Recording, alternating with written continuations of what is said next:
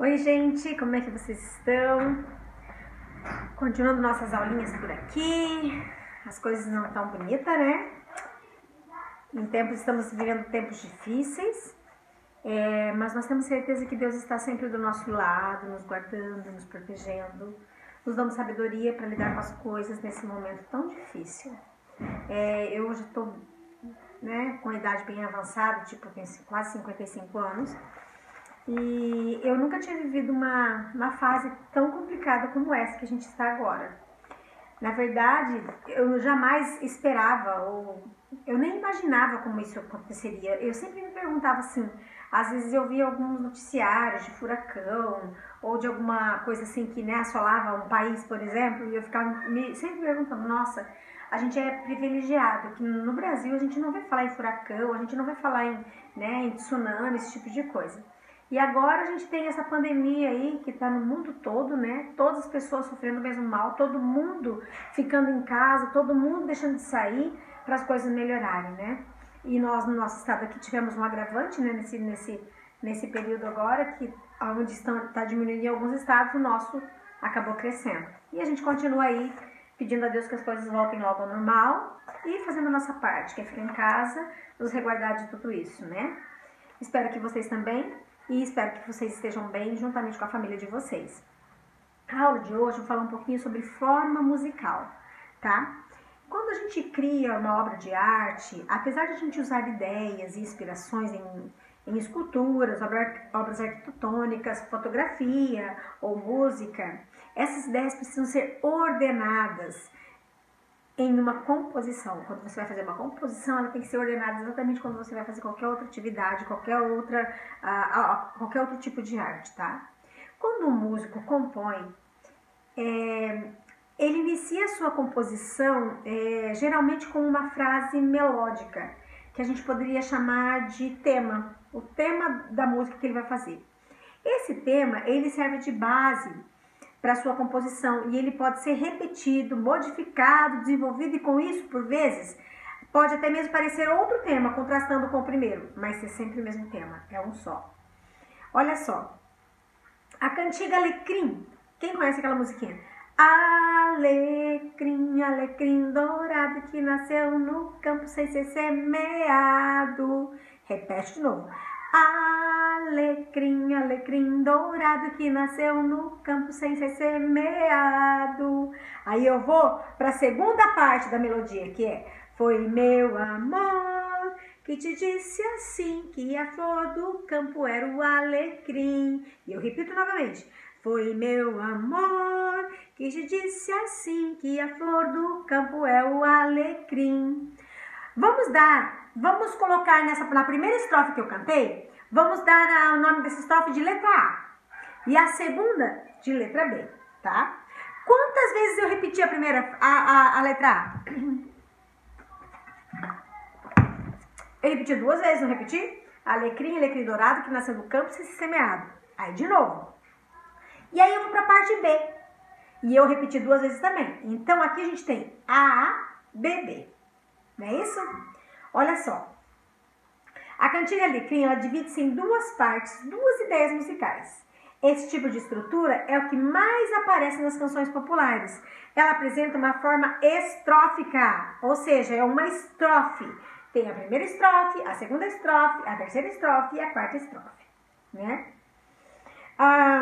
Ou seja, a parte A é a estrofe, que é intercalada por um refrão. O refrão é a letra B, que foi a parte do foi meu amor, essa é a parte do refrão, tá? Agora, olha só, eu continuo a música do Alecrim. Eu cantei a primeira estrofe, alecrim, alecrim dourado, que nasceu no campo sem ser semeado. E aí eu fui pro refrão. Foi meu amor quem te disse assim, que a flor do campo é o alecrim. Aí eu vou para a segunda estrofe. Alecrim, alecrim aos molhos, por causa de ti choram os meus olhos. E repete. Alecrim, alecrim aos molhos, por causa de ti choram os meus olhos. Eu cantei agora a segunda estrofe. Mas eu volto agora para onde? Para o refrão novamente, que é a letra B. Foi meu amor quem te disse assim, que a flor do campo é o alecrim. E aí eu vou para a terceira estrofe. Alecrim, alecrim cheiroso, por causa de ti ando eu choroso. Alecrim, alecrim cheiroso, por causa de ti eu ando cheiroso. essa é a terceira estrofe. E eu volto novamente pro refrão, que é a letra B. Foi meu amor que te disse assim, que é a flor do campo, que é o alecrim. Tá?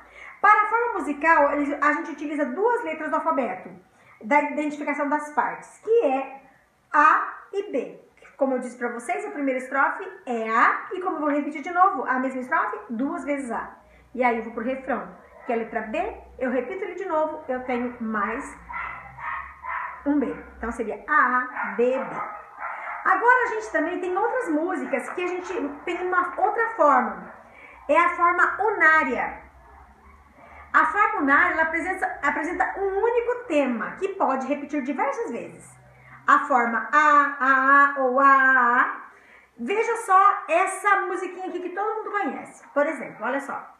Se essa rua fosse minha, eu mandava ladrilhar com pedrinhas de brilhante, só pra ver meu bem passar. Letra A. É uma estrofe, não tem refrão aqui. A segunda estrofe. Nessa rua tem um bosque que se chama solidão.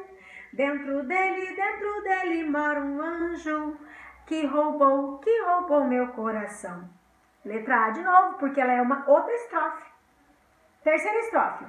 Se eu roubei seu coração, tu roubaste o meu também.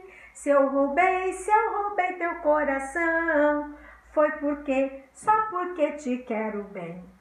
Percebe? Eu cantei 3 estrofes, todas elas falavam da mesma coisa. Isso a gente chama de forma unária. Eu tô falando do que aqui nessa rua? Do bosque, que dentro dele mora um anjo que roubou meu coração.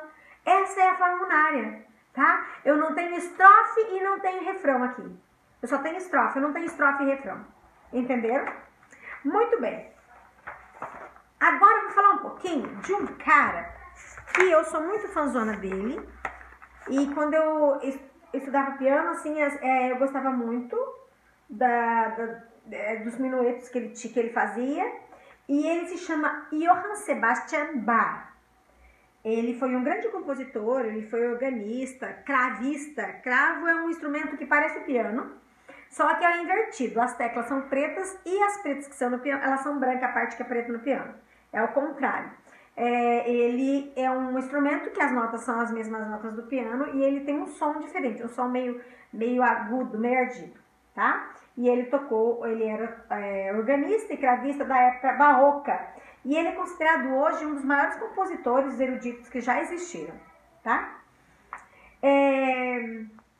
Quando a gente fala de um músico, por exemplo, a gente percebe que as pessoas que se dedicam à música, elas não têm muito tempo de se dedicar à família. A gente não vê um artista famoso lá da época de Bach, ou Tchaikovsky, ou Beethoven, que tivesse tempo de ter um relacionamento. Parece que eles viviam pra música. E esse artista é um artista que tem uma vida muito legal. E o que vocês vão fazer de atividade para mim nessa aula?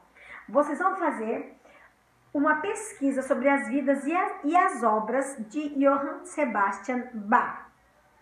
Tá? Johann Sebastian Bach. No corpo da aula eu vou colocar o nome dele. Tá legal? E vocês vão fazer uma atividade de pesquisa e registro no caderno sobre a vida e as obras de Johann Sebastian Bach. A gente conheceu um pouquinho sobre a música aqui e espero que vocês façam as atividades e postem no Eclésio para que eu possa dar notinha para vocês. Gente, amo vocês, fiquem com Deus, um grande beijo. Tchau, tchau.